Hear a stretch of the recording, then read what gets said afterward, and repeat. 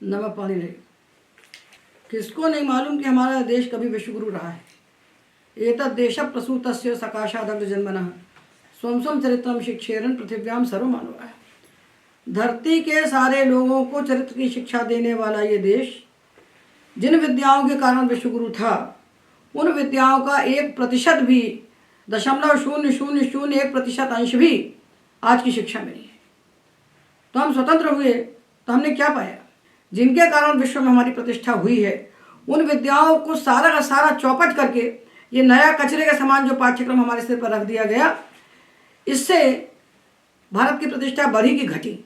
भारत का सम्मान जिन विद्याओं के कारण था, उन विद्याओं की स्थापना इस देश में जब तक नहीं होगी, तब तक हम अपने भारत का भारतत्व वापस नहीं ला सकते।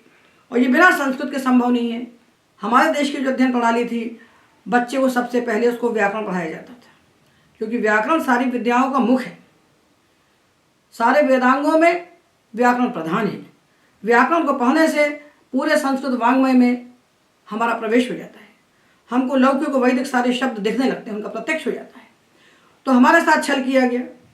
इतना बड़ा छल है ये, इसको मालूम होना चाहिए, भारत के जन जन को मालूम होना चाहिए कि व्याकरण को दरकिनार करके छांदोग्य उपनिषद में जिसको वेदा नाम वेदा, वेदों का वेद कहा गया है, उस व्याकरण का तिरस्कार करके हमारे सिर पर एक भाषा विज्ञान नाम का विषय थोप दिया गया और पूरी दुनिया में पढ़ा जा रहा है। पूरे विश्व में इसकी प्रतिष्ठा है। संस्कृत पीछे है, व्याकरण पीछे है, भाषा विज्ञान उसके सिर पर बैठा हुआ है।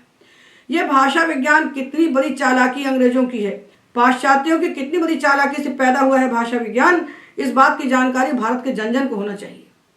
तो हम बताते हैं इसको आपको कि 18वीं शताब्दी के अंत में और 19वीं शताब्दी के आरंभ में इन पश्चिम के लोगों ने, उसमें पूर्व का एक भी आदमी नहीं था, इसमें श्लेचर थे, ब्रगमान थे, ब्लूमफील्ड थे, मैक्स मुलर थे, ऐसे ढेर सारे पश्चिमी विद्वानों ने मिल करके पश्चिम की और पूर्व की लगभग 26 भाषाओं का अध्ययन किया।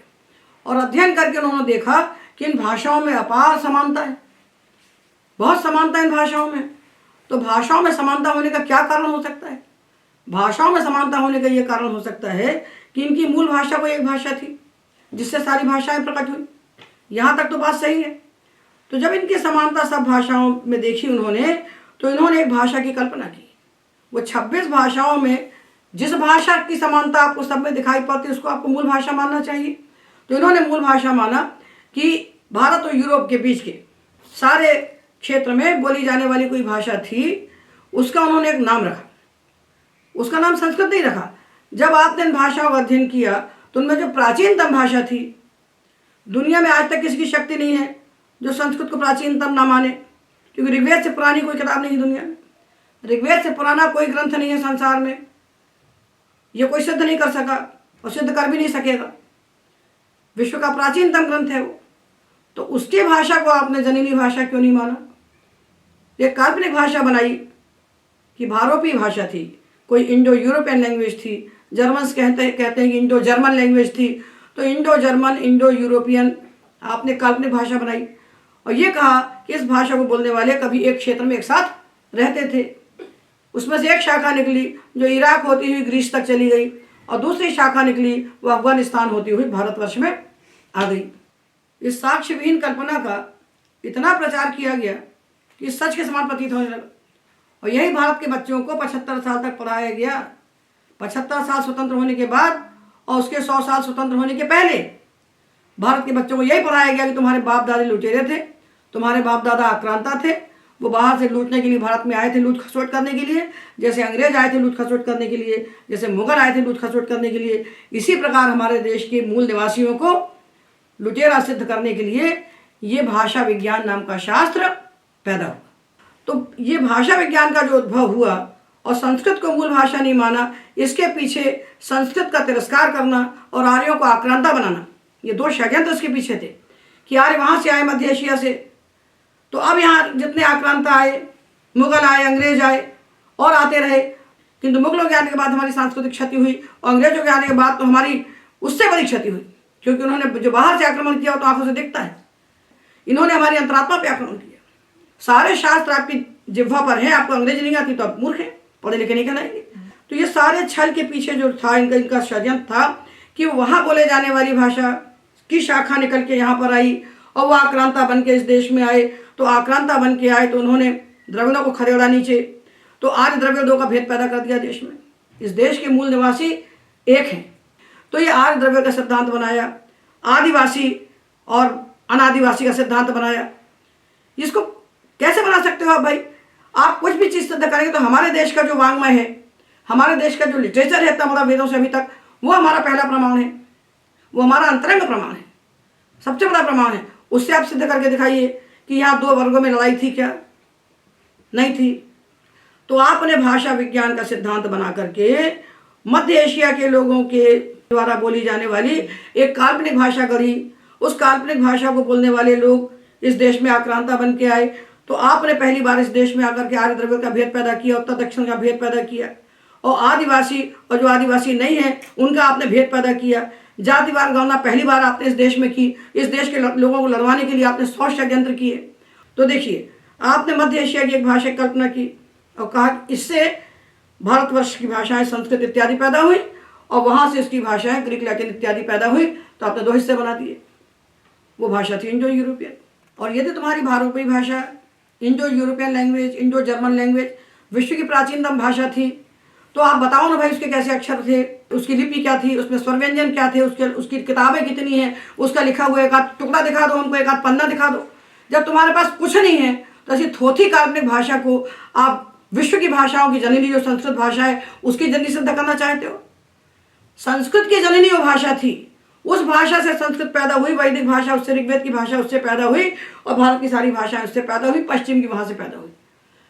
अगर ऋग्वेद की भाषा को प्राचीनतम मानोगे तो आपको मानना पड़ेगा कि इस भाषा से विश्व की सारी भाषाएं पैदा हुई। तो ऐसे कैसे मान लोगे भाई गुलाम देश की भाषा को? तो हम कहते हैं कि ऋग्वेद की भाषा दुनिया की सबसे प्राचीनतम भाषा है।